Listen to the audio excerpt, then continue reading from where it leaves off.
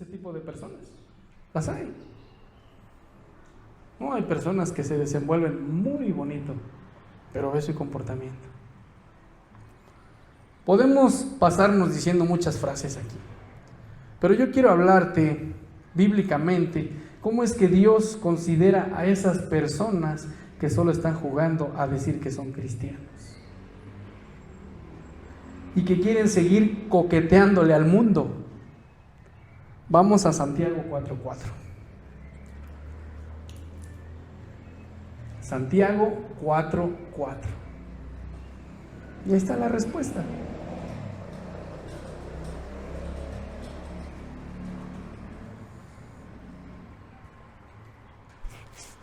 Santiago 4:4.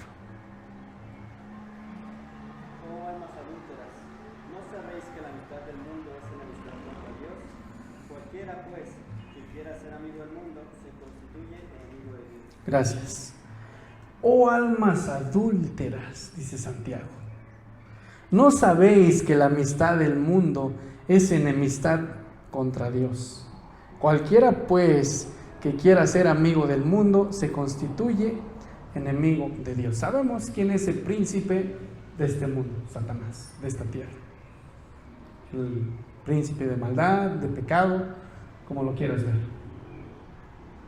Pero podemos ver que Santiago considera a los cristianos de profesión, porque nada más es un título que tienen, por así decirlo, que mantienen una asociación externa con la iglesia, pero no renuncian a un afecto profundo hacia el sistema maligno del mundo. Muchos viven así. Quieren tener una vida light. ¿Por qué? Porque dicen que el ser cristiano es aburrido, que el ser cristiano no te lleva a nada bueno, incluso hasta a veces la propia familia. ¿A qué vas? Nada más vas a perder tu tiempo. ¿Y qué aprendes ahí? Y si llevas a cabo lo que aprendes, o tantito tienes una falla, y eso es lo que te enseñan en tu iglesia. ¿Sí has escuchado, no? Entonces, hermano, quiero que aprendamos esto. Es decir, quieren ser cristianos, pero no dejar las cosas del mundo, como la manera de vivir, dando mal testimonio en todos los sentidos, como groserías, hablar en doble sentido, dándole rienda suelta al pecado. Pero ahora quiero que entendamos a qué se refiere amistad, lo que veíamos hace un rato. Amistad es una palabra griega que describe el amor en términos de un apego emocional fuerte. Es decir, en este caso se refiere a los que tienen anhelos profundos e íntimos por las cosas del mundo. Esto quiere decir que no han sido redimidos. También quiere decir que no han sido libertados o rescatados verdaderamente de personas que quieren seguir viviendo en el mundo. Ahora vamos a Santiago 4:5.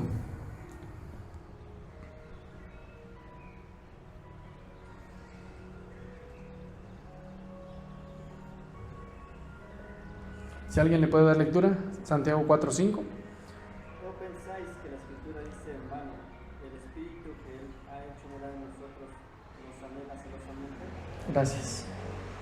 Entendamos algo aquí.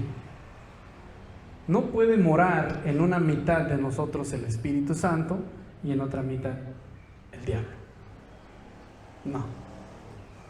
El Espíritu Santo, cuando somos sellados por Él, cuando el Espíritu Santo aceptamos que venga a nuestras vidas, no es brincar, balbucear, hablar en lenguas, hacer otras cosas. No es eso. Ni andarse tirando, ni vomitando, nada de eso. Ya lo he explicado muchas veces a los hermanos y lo voy a repetir una vez más. Cuando nosotros tenemos al Espíritu Santo es como un foco de alarma. Estamos haciendo algo mal, vamos a hacer algo mal y el Espíritu Santo nos está acusando en nuestra mente. No lo hagas, no lo hagas, no lo hagas, no lo hagas. Eso es el Espíritu Santo. O cuando hiciste algo que no estaba bien, luego el Espíritu Santo te incomoda. Cuando peleamos con nuestros hermanos, con quien sea, el Espíritu Santo, híjole, no está bien lo que estoy haciendo. algo, dices, es que algo en mi mente, pues ese es el Espíritu Santo. ¿A poco empiezas a brincar, nada? Es el Espíritu Santo en nosotros. Dice Santiago, ¿o pensáis que las Escrituras dicen van? El Espíritu que Él ha hecho morar en nosotros nos anhela celosamente. Ojo, el Espíritu Santo no entra y sale de nosotros. No sube al cielo y baja. La Biblia dice que cuando Jesús estaba en este lugar, en esta tierra, sus discípulos le preguntaron, oye Jesús, ¿y qué va a pasar con nosotros cuando tú asciendas? El Espíritu Santo va a morar en ustedes. El Consolador va a venir a morar en ustedes. Y es como hacemos estas cosas. Entendamos algo. No podemos dejar al Espíritu Santo a un lado. No es en vano lo que estamos leyendo. Cuando nos dice este pasaje de la Biblia que el Espíritu Santo, cuando mora en nosotros, Él no va a permitir que hagamos algo indebido delante de Dios, porque Él es quien nos avisa cuando estamos haciendo algo incorrecto y Él nos incomoda, para no estar en ese lugar o lo que vamos a hacer. Porque mira qué nos dice el versículo 6, vamos a Santiago 4:6, ¿qué nos dice?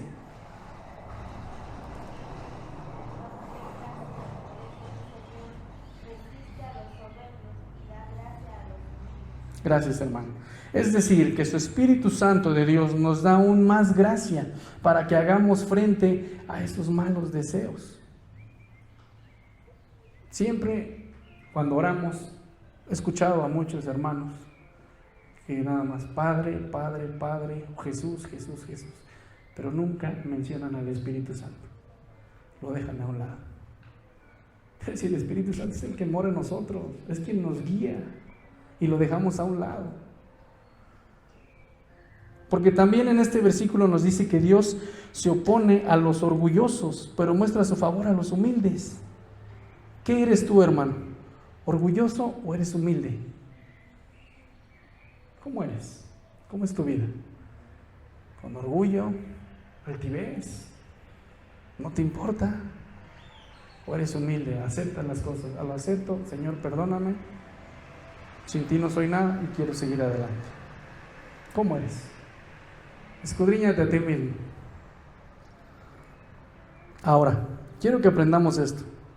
El punto que Santiago nos quiere decir es que el alma de una persona incrédula está siempre inclinada a la maldad desde que nacemos.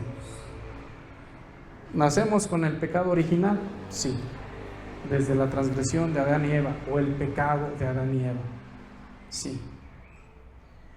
Una persona incrédula siempre está pensando en hacer el mal. Siempre. No creo que un cristiano esté pensando en hacer el mal. ¿O sí? ¿No? Ahora quiero que me acompañes a 1 de Juan 2, del 15 al 17. Y entendamos esto.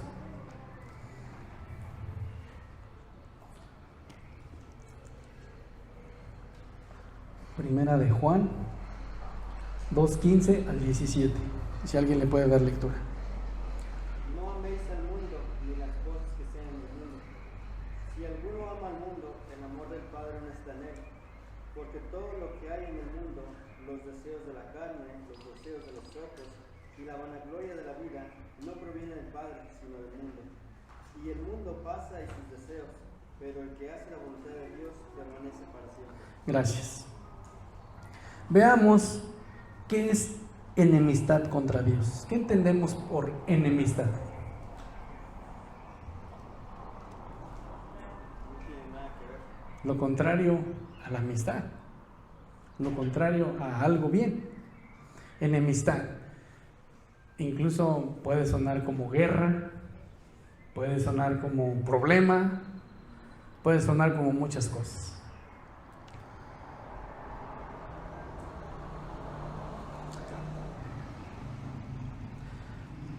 Podemos ver que aunque Juan repite la importancia del amor, diciendo que nos amemos los unos a los otros, en 1 de Juan 4:7, no lo busquen, ya les dije la cita, anótenlo si quieren. En primera de Juan 1:7 nos dice, también ámense los unos a los otros. Pero también revela que Dios aborrece cierto tipo de amor. Y en este caso, el amor al mundo. ¿Amas al mundo? Eres enemigo de Dios. Sabemos a lo que conlleva el mundo. Todo un panorama, wow, que dices, híjole, creo que me conviene estar en el mundo. Siempre lo he dicho, el pecado es como una tarjeta de crédito. Disfrutas hoy, pagas después. Vienen consecuencias. Podemos entender que una ausencia del amor al mundo debe ser la característica habitual de los que en verdad han nacido de nuevo. Como cristianos, no debemos de seguir viviendo como vivíamos antes. Cuando nos bautizamos, morimos al viejo hombre, volvemos a nacer. Por cierto, va a haber bautizos ya. No es de que ya no vas a volver a pecar nunca, porque yo cuando me bauticé pensé eso. Dije, ay, ya me voy a bautizar y ya no voy a volver a pecar jamás. No, es algo simbólico, nada más. Ante el mundo, ante la sociedad, y estás demostrando a Dios tu lealtad. Dejo al mundo y me vuelvo a Dios. Eso es lo que significa el bautismo. En este caso, amor significa aquí afecto y devoción. ¿A qué vamos con esto, hermanos? Que es Dios y no el mundo quien debe ocupar el primer lugar en la vida de un cristiano. ¿Qué lugar ocupa Dios en tu vida? ¿El primero o el segundo?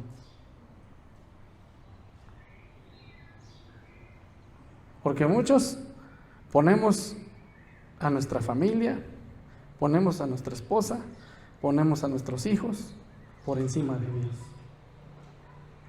¿Sí o no? Hay muchos. Pero Dios no quiere eso. Porque en este pasaje también se está refiriendo al mundo.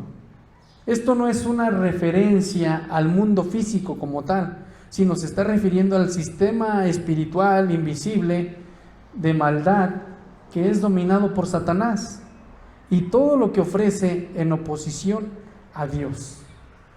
Como lo vemos, vamos a 2 de Corintios 10 del 3 al 5. 2 de Corintios 10 del 3 al 5.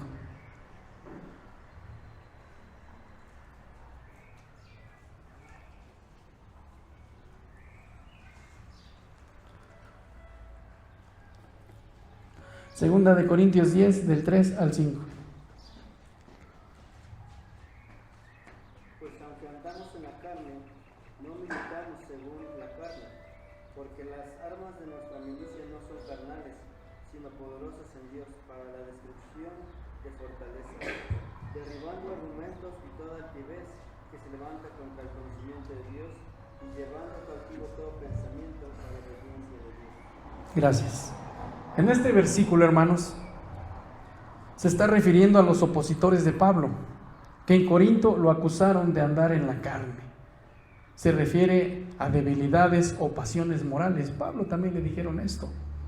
El apóstol Pablo aprovechó esto para afirmar que si andaba él en la carne, en sentido físico o haciendo pecado, porque a pesar de que poseía el poder y la autoridad de un apóstol de Jesucristo, era un ser humano real, como tú y como yo. ¿A qué voy con esto? Que muchas veces a los pastores que nos ven acá enfrente, no justifico a nadie, ni me justifico yo, quieren que seamos perfectos. Quieren que seamos unas personas que no cometamos errores, cometemos pecados, cometemos situaciones también. No por estar acá enfrente soy un superhombre. Antes de ser cristiano soy un ser humano. Y antes de ser pastor soy cristiano. Entonces, no estoy justificando y no con esto quiero decirles de que yo puedo pecar o que voy a pecar, no. Simplemente que a veces hacemos cosas como pastores, como seres humanos, como cristianos, que a veces vemos mal. Pero yo sí les pido de favor que se acerquen y me digan, oye, estoy viendo esto de ti. Perdón, no lo había visto. Entonces, es decir, que aunque Pablo era un hombre como tú y como yo, Pablo no peleaba la batalla espiritual por el alma de los hombres con el uso solapando de ingenuidad humana, sabiduría mundana o metodología calculadora. Es decir, tales armas carecen de poder para liberar las armas de las fuerzas de las tinieblas y llevarlas a la madurez en Cristo. Pero estos versículos nos mencionan también sobre las armas de nuestra milicia. Pablo se estaba refiriendo a que él peleaba, no con espada o con una espada espiritual o con algo así. Pablo peleaba llevando las almas a Cristo. Estás mal, les hablaba del Evangelio. ¿Se acuerdan de Pablo y Silas en la cárcel? Le predicaron al carcelero. ¿Te imaginas? ¿Y qué fue lo que le dijo? Si crees en el Señor Jesucristo, serás salvo tú y tu casa. Eso hacía Pablo. ¿Te imaginas Pablo encarcelado, Pablo sin dinero, y andaba evangelizando? Yo creo que a nosotros nos meten a la cárcel y en lugar de evangelizar nos ponemos a llorar.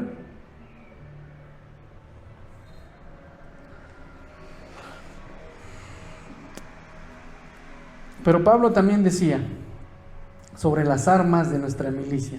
¿A qué se refiere? Esto se refiere a la definición de la vida cristiana como una guerra, no guerra espiritual. Eso de guerra espiritual, ¿y qué vamos a hacer guerra espiritual? No, nada de eso. La guerra espiritual es sentarse, orar, decirle a Dios, Dios, aquí estoy. No oramos y gritamos, no decimos cosas que no están en la Biblia. Porque muchos piensan que entre más grites, más te sanas, entre más grites, más... No, son emociones. Esa no es una guerra espiritual. Incluso un hermano una vez me dijo que tenía guerras espirituales en la noche y que Dios lo llevaba al inframundo en las noches. ¿Te imaginas? Que dice que Dios lo llevaba al inframundo. O sea, son cosas que no vienen en la Biblia. Así que estemos atentos. Pero también en este versículo nos menciona argumentos. Esto se refiere a pensamientos, ideas, especulaciones, razonamientos, filosofías y religiones falsas.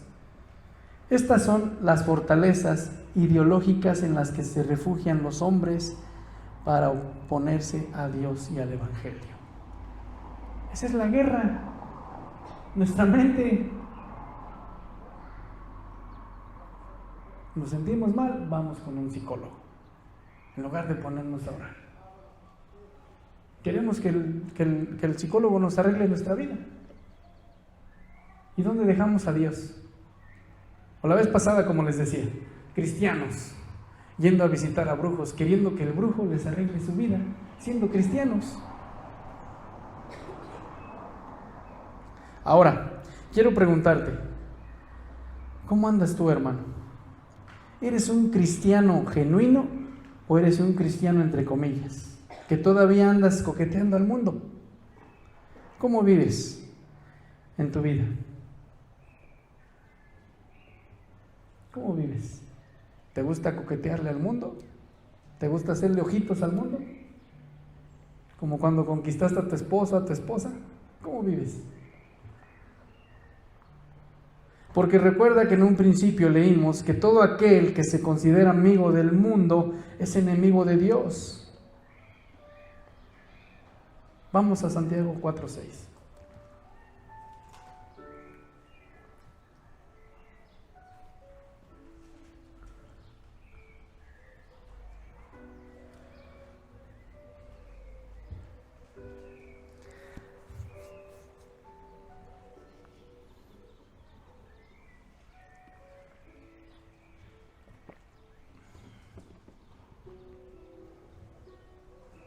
¿Ya lo tienes? ¿Y le puedes dar lectura? Santiago 4:6.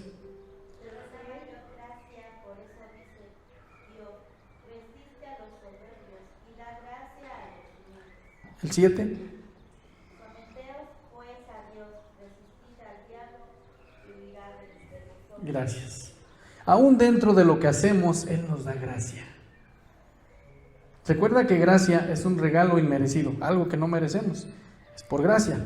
Pero siempre y cuando reconozcas, siendo humilde, que has hecho mal. Pero también podemos ver en este pasaje que la Biblia, ¿qué es lo que nos dice? Someteos a Dios. ¿Qué quiere decir someteos? Acatarse, ¿qué más? Alinearse, obedecer. Esto se refiere a alinearse bajo otro. Les voy a poner un ejemplo. En este caso, alinearse a Dios, esta palabra aplica en los soldados que están bajo su comandante. ¿Cómo son los soldados? Algunos hemos visto películas de soldados. ¿Cómo son? Tienen que alinearse a lo que les dicen, pararse firmes, tienen sus reglas. ¿Y qué les dicen? No te puedes dormir durante 48 horas, porque estamos en guardia. Y si te duermes, castigo. ¿Cuáles son los castigos que le ponen a los soldados? Algunos los dejan en el sol con unos blogs, en cuclillas, con sus maletas, con sus armas. Imagínate que te dejen en el sol así. Se alinean porque se alinean. Pero nosotros, como tenemos misericordia delante de Dios, hacemos lo que queremos. La gracia de Dios no es un boleto para estar pecando. Santiago usó estas palabras para describir una sumisión voluntaria y consiste en la autoridad de Dios como regidor soberano del universo. Es por eso que una persona humilde rendirá lealtad totalmente a Dios. ¿Eres humilde? ¿Tienes lealtad a Dios? ¿O te enojas? ¿Te prendes? Y mandamos todo a volar. ¿Cómo eres? Es decir, obedecerá sus mandatos y seguirá su dirección soberana. ¿Qué son mandatos? Los mandamientos, lo que Él nos dejó establecido. Vamos a Mateo 10:38. Esto es lo que a muchos nos cuesta. Mateo 10:38. Incluso este texto creo que es el más utilizado por todo el mundo.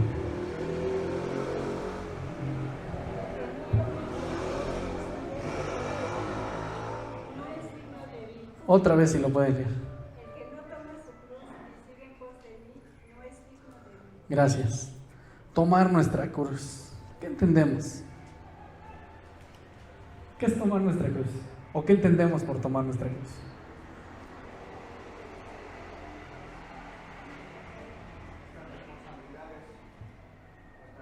Nuestras responsabilidades. ¿Qué más?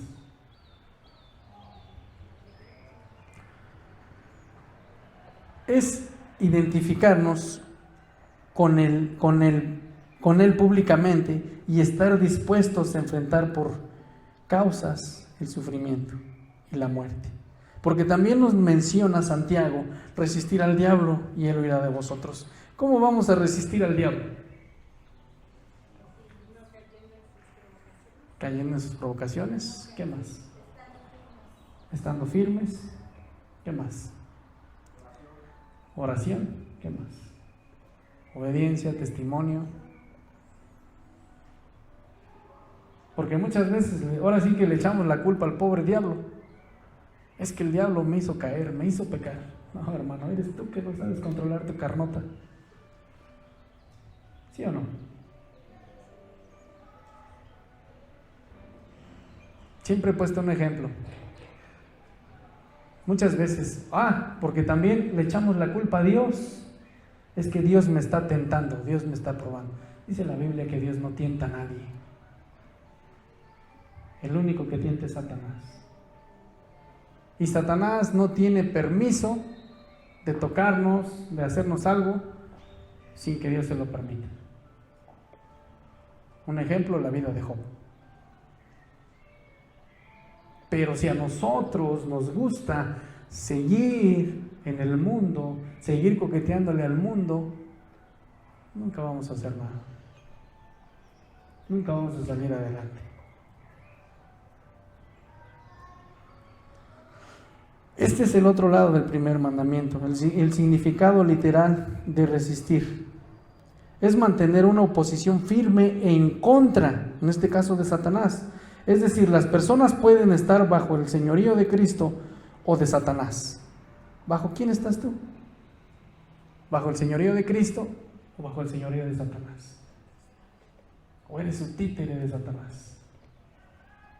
¿Bajo quién estás? En este sentido no existe terreno neutral. O eres de Dios o eres del diablo. Así. Por donde lo quieras ver. Un ejemplo. Quienes vuelven su lealtad de Satanás a Dios verán cómo Satanás huye de ellos. Hay personas que han estado en brujería, santería, han tenido ataques, han resistido al diablo. Y aquí están en las congregaciones. He escuchado testimonios de personas que han estado metidos en cosas feas, satánicos. Pero cuando se vuelven a Dios, ¿qué obtienen?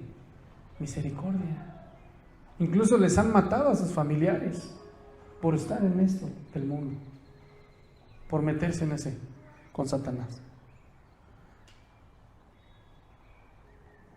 ¿Por qué? Porque queda descubierto como enemigo Satanás y derrotado. Entonces tú decides, hermano, ¿con quién quieres vivir? ¿Bajo el consejo de Satanás o bajo el alineamiento de Dios? ¿Cómo quieres vivir? ¿Cómo quieres vivir? Alineamiento de Dios.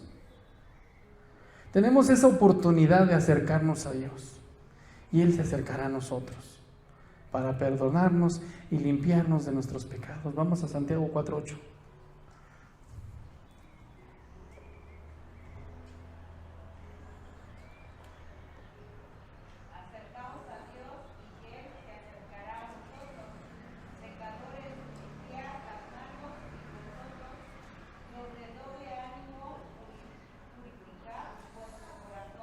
Gracias, hermano.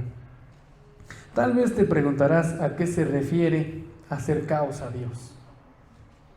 Esto consiste en procurar tener una relación íntima con Dios, orando, escudriñando su palabra y tener comunión con Él por medio de su Espíritu Santo. Hoy en día ya tenemos esa oportunidad de clamar a Dios y es su Espíritu Santo quien nos guía para poder hacerlo. Pero tenemos que tener esa comunión que necesitamos a diario y tenemos esa oportunidad de tenerla. ¿Recordamos en el Antiguo Testamento cómo se hacía? Rituales para obtener perdón de Dios. Se tenía que hacer un sacrificio por medio de un sacerdote, entrar al tabernáculo y pedir perdón a Dios.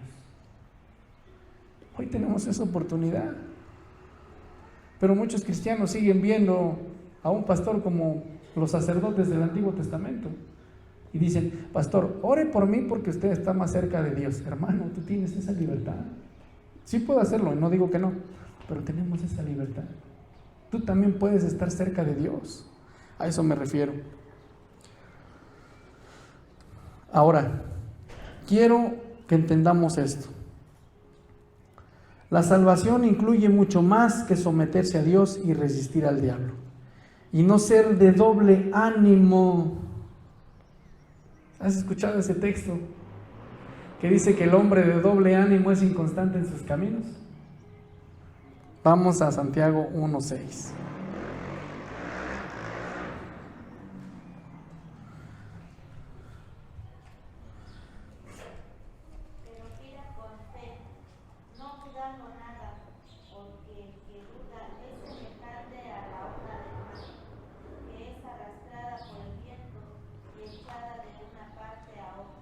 el 7 y el 8. No piense, pues, quien te haga que recibirá la vida del Señor. El hombre de doble ánimo es inconstante en todos sus caminos. ¿Sí entendemos? ¿Qué es ánimo, doble ánimo? ¿Qué entendemos por doble ánimo? Decisiones. Muchos cristianos son así, como las olas del mar. Se dejan llevar por el viento, para un lado, para otro, pero nunca toman una decisión. No deseo que haya ese tipo de congregantes aquí, sino que sean unas personas decididas conforme a la palabra de Dios.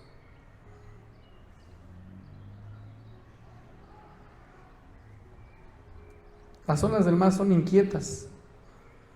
Sí hemos visto, ¿no? El mar nunca se va a detener, nunca deja de tener olas, porque las viene arrastrando el viento y las arrastra y las arrastra. Yo no deseo que seamos así, ni mucho menos de doble ánimo, sino que nosotros debemos de estar sujetos a Dios por medio de su Espíritu Santo. Dejarnos guiar, pero por Dios, no por el viento. Porque por eso hay muchos cristianos dolidos, muchos cristianos estresados, amargados. Cristianos, no estoy hablando de personas que no, por lo mismo, personas así de doble ánimo.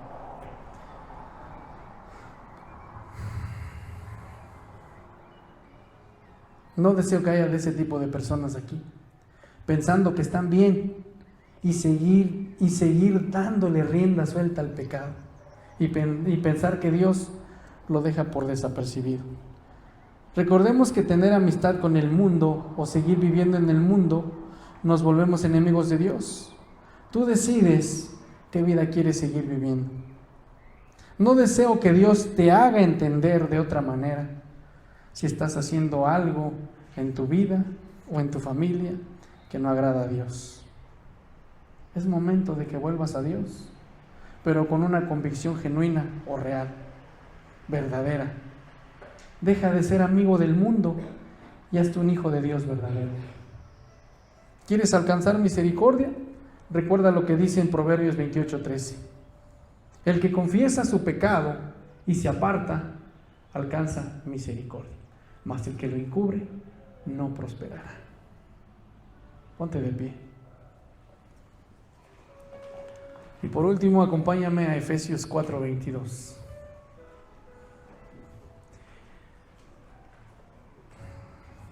Y quiero que entendamos esto, por favor, guárdalo en tu corazón. De verdad, es más, raya ahí tu Biblia y píntale ahí. Si no tienes Biblia para rayar, ponle ahí en el celular amarillo, rojo, es más en rojo para que lo veas. Efesios 4:22. En cuanto a la pasada manera de vivir, despojaos del viejo hombre, que está viciado conforme a los deseos engañosos. Gracias. En cuanto a la pasada manera de vivir, lo que éramos antes de ser cristianos, despojémonos del viejo hombre. Ese hombre, ¿cómo se dice? Pleitero, ese hombre grosero, alburero, grosero, de todo. Déjalo atrás. Todo lo que hacías, olvídate de eso. Pide misericordia a Dios. Haz lo que dice Proverbios 28:13.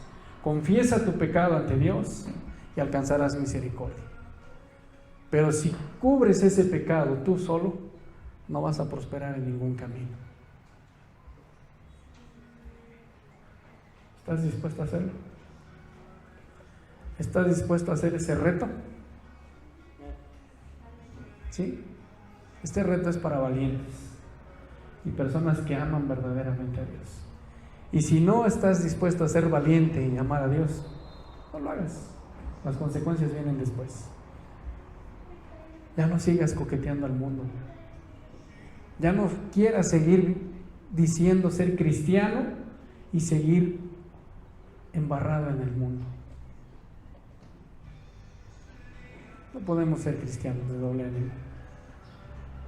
Quiero invitarte Si estás dispuesto a hacerlo, pásate, Efraín.